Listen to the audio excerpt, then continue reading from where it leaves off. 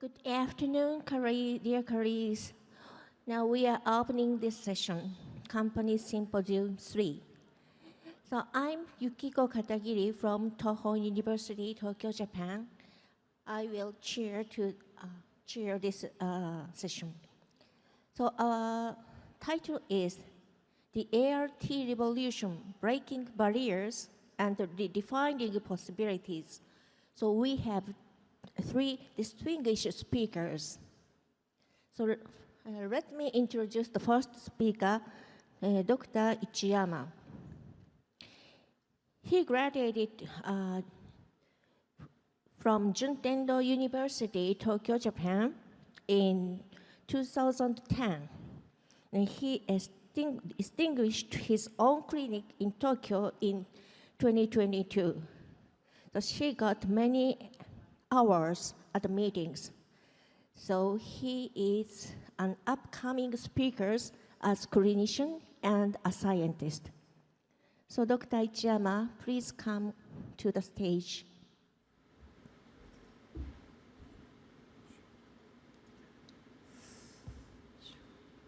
Good afternoon, everyone. It's a great honor to speak at this symposium. My name is Takahiko Ichiyama, Director of Tochi Clinic in Tokyo.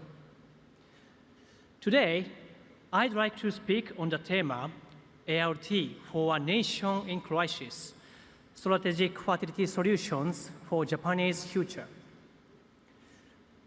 As you know, Japan's birth rate is declining at a historic rate.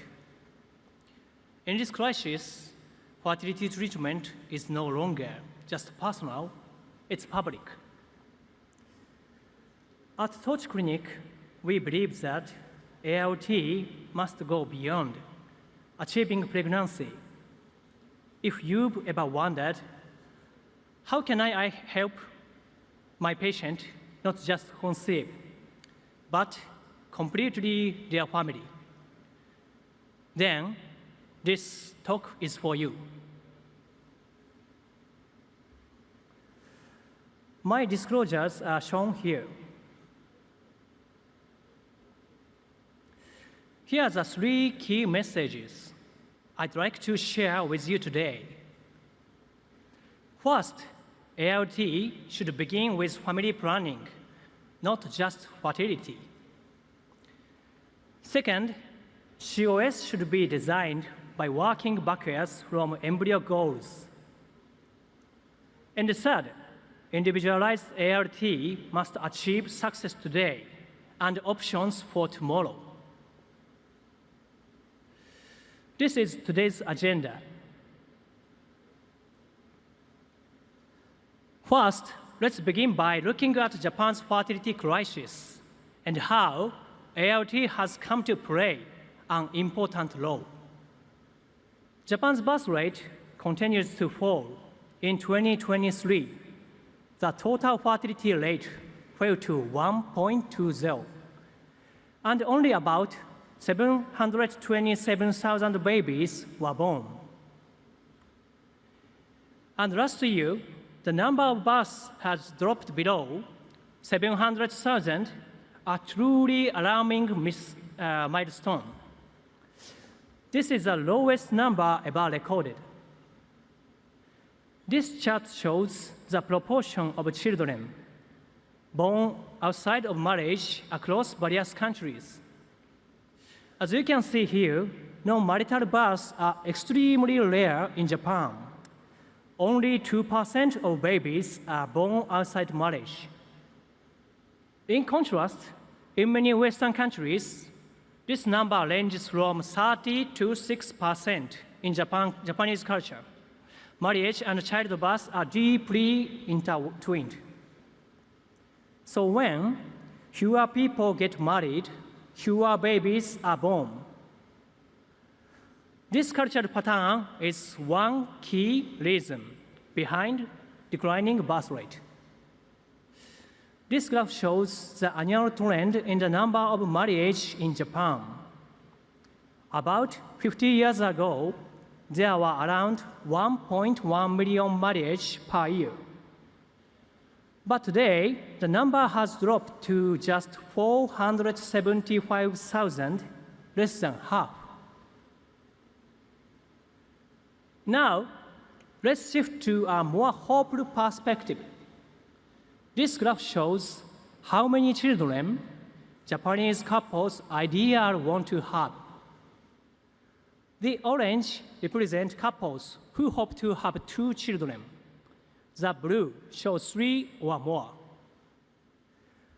As you can see, most couples in Japan still wish to have at least 2 children. Despite the continued decline in birth rates, the desire for large families still remains strong. But in reality, Japan's fertility rate has dropped to 1.20. Why is there such a significant gap between desire and outcome? The leading reason is financial burden, cited by more than half of all couples. The second most common reason, at 26%, is infertility. Couples want children but are unable to conceive. Raising marriage rate is not easy. However, there is still much we can do. We, as reproductive medicine specialists, have the ability to help couples achieve the family they dream of through timely, effective fertility care. This is how we act in a national crisis. More couples in Japan are seeking fertility treatment. In fact, about 1 in 4 couples now undergo treatment. In parallel, ART usage has more than doubled over the past decade. In 2022, following the introduction of public insurance coverage, Japan recorded a historic high of 543,000 ART cycles. Now, 1 in every 10 babies were conceived through ART. That's why the strategic use of your ART is so important for national population policy. According to Ikumato report, Japan ranks second in the world in ART volume. Why is ART so prevalent in Japan? There are 3 main reasons. First, many Japanese patients are older than in other countries. Second, in Japan, people place great value on biological ties. Third, many people prefer natural approaches with ART.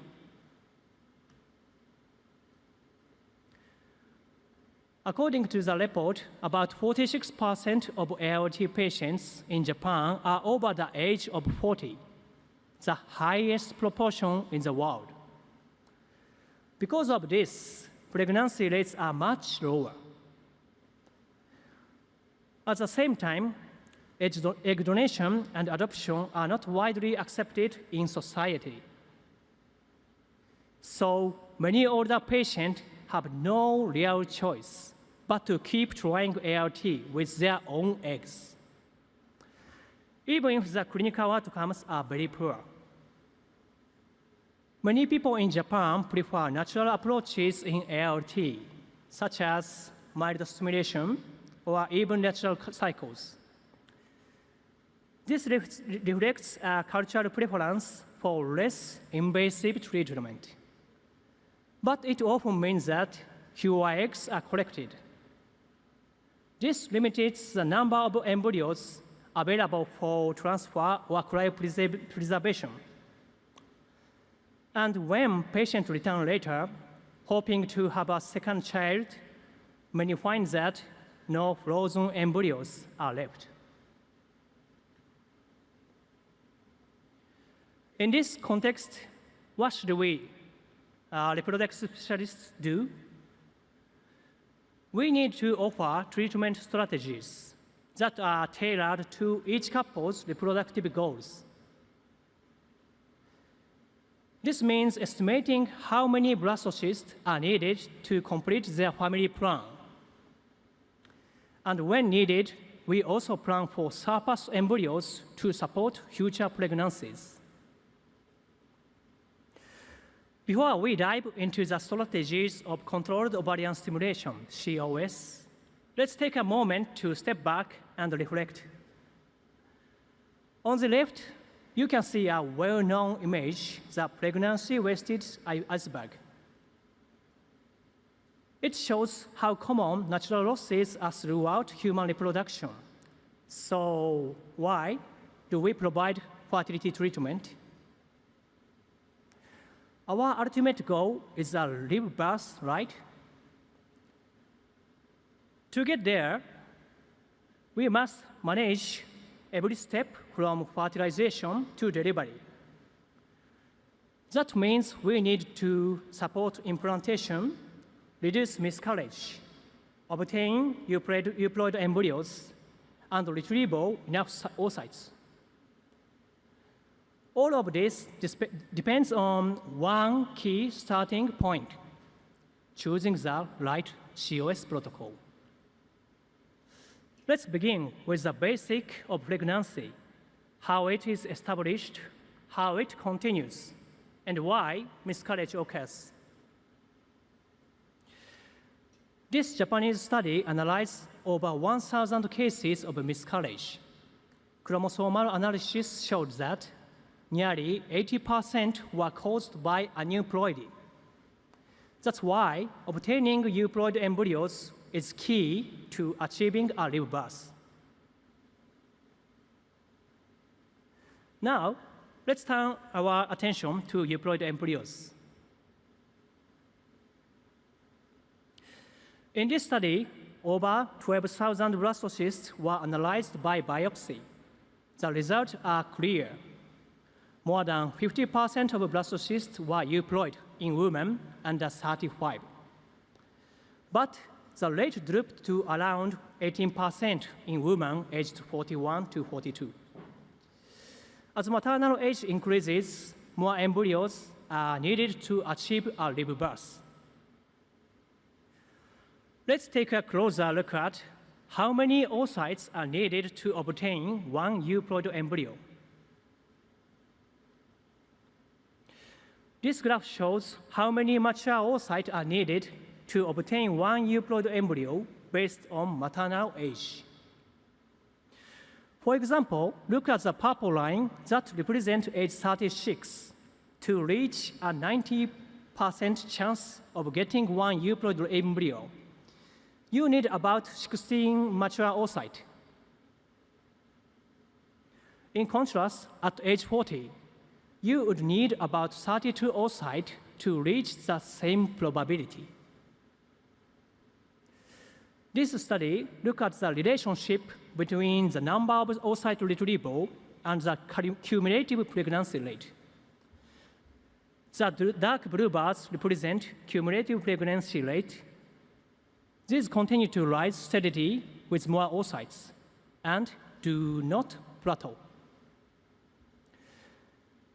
This suggests that collecting a higher number of oocytes can increase the chances of pregnancy over time. However, when aiming to retrieve a high number of oocytes, the greatest concern is whether we can avoid the risk of OHSS. In Japan, many ART clinics don't have inpatient facilities, and they don't offer evening or weekend care. As a result, preventing OHSS is critically important.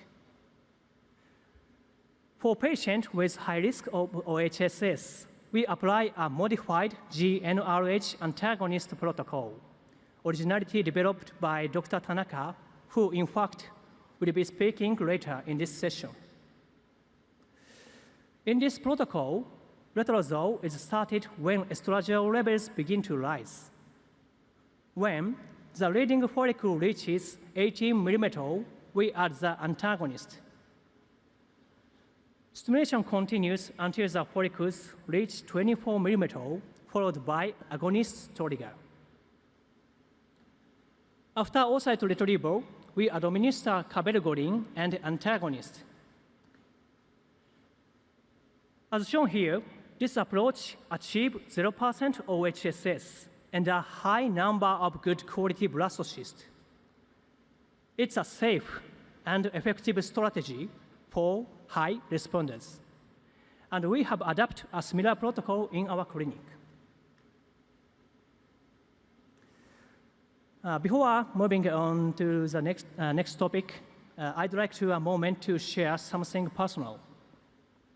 I had the opportunity to train under Dr. Tanaka for 3 years. It was a truly invaluable experience. During that time, I was honored to receive Aspire Awards at the 2019 conference in Hong Kong. Standing here today on the same stage as my mentor is a truly meaningful moment for me. Finally, I would like to wrap up by introducing our clinic, our approach to COS selection, and the outcomes. Now, let's take a closer look at how we create personalized treatment plans. At Torch Clinic, we begin by asking each patient a simple but important question. How many children do you ideally hope to have? We believe that understanding each patient's vision for their future family is absolutely essential. Please take a look at the bar chart. As you can see, most of our patients hope to have 2 or more children. Our stimulation strategy begins with 2 key factors: the patient age and their desired number of children. Based on these factors, we calculate how many mature oocytes are likely need to reach that goal. Based on the antral follicle count in the early follicular phase, we then choose the most appropriate COS protocol and dose of gonadotropin. This chart was created by our clinic using national ART data from Japan. It shows the estimated cumulative live birth rate per embryo based on age-specific pregnancy and miscarriage rates. We use this as a calculator to estimate how many blastocysts are needed. Next, to estimate how many oocytes are needed to achieving the target number of blastocysts. This graph summarizes step-by-step conversion rates from oocyte retrieval to blastocyst formation. These rates are based on data from the Vienna Consensus meeting organized by ESHRE. According to the consensus, about 83% of retrievable oocytes are mature, and only 25% become high-quality blastocysts. We use our calculator along with the Vienna consensus data to estimate how many growing follicles are needed to achieve the target number of blastocysts. To do this, we assume the following 25% blastocyst formation rate, 83% oocyte rate, mature oocyte rate, and 80% oocyte retrieval rate. In short, we need about 5 growing follicles to obtain 1 high-quality blastocyst. So, how do we estimate how many follicles are likely to grow? During a stimulated cycle, AMH and AFC are key biomarkers for this purpose, since AMH testing in Japan is limited to once every 6 months under the insurance system. We place greater weight on early follicular phase AFC when designing COS protocols. At our clinic, the antagonist protocol is our first-line COS approach. Its greatest advantage is the ability to use an agonist trigger, the most effective measure we have to prevent OHSS.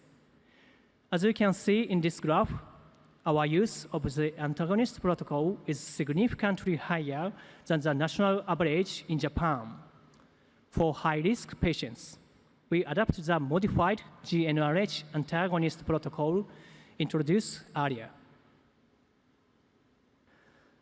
In this final section, I'd like to share the clinical outcomes of 202 oocyte retrieval cycles performed using the modified GnRH antagonist protocol at our clinic. These cases were selected from approximately 3,000 retrieval cycles conducted over the first 3 years since our clinic opened. We elaborate both ALT outcomes and the safety indicators, including the severity of OHSS and the time to withdraw bleeding. The protocol was primarily applied to normal and high responders with a broad age range from 27 to 44 years old. The average number of oocyte retrieval was 19, with a maximum of 46. Each cycle resulted in an average of 4.1 frozen embryos, with some cases reaches as many as 17. This table summarizes safety outcomes on postoperative day 5. Most importantly, no serious complications were observed in any case, and none required hospitalization or referral. Withdrawal bleeding occurred in nearly all cases within just 4 days after oocyte retrieval. Among 196 patients who underwent an embryo transfer, 176 achieved clinical pregnancy, resulting in a cumulative pregnancy rate of 90% per retrieval. The pregnancy rate per transfer was 51%. Among those who conceived, about 2.6 embryos were frozen for future use. This highlights not only the success in achieving the initial pregnancy, but also strong potential for building a completely family, with second or even third children in the future. Now, let me close with 3 take-home messages. First, we must begin ALT with the patient's true reproductive desires. Not just, do you want a baby? But, how many children do you hope to have, and when? By asking this, we reframe ALT not just as a tool for conception, but as a foundation for long-term family planning. Second, COS should not be designed for today's pregnancy rate alone, but for tomorrow's family. By working backwards from the number of embryos needed for family goals, we can create COS that are not just effective, but future-proof.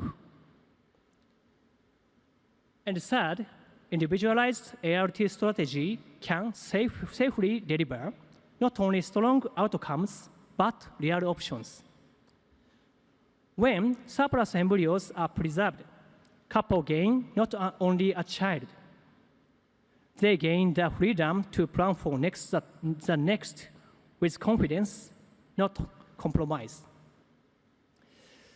The strategy I've shared with you today are not only about improving clinical outcomes, they are about restoring the future of a society facing a demographic crisis. Thank you for joining me today. As clinicians and scientists, we have the power and the responsibility to help build the families of tomorrow. Let's make every ALT cycle meaningful for today's success and tomorrow's family. Thank you. Thank you very much, Dr. Ichiyama.